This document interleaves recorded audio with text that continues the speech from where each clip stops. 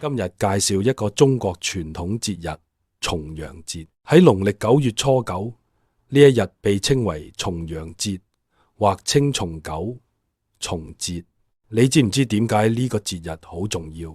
因為九屬於陽數，兩個九相重，象徵住陽光、健康與希望。喺中國文化中，九代表住天嘅極致。呢一日恰好係日月相應，讓重陽嘅意義更加深遠，傳遞住長久同永恆嘅祝福。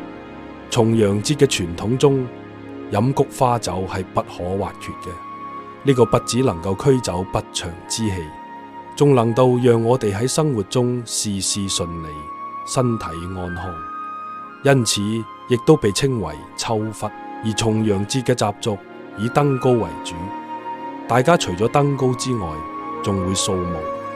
慎終追遠係對祖先嘅追思與敬重，呢個係獨特嘅秋祭傳統，展現咗對先人嘅懷念。所以下次當你慶祝重陽節嘅時候，唔好忘記呢啲美好嘅傳統同埋意義。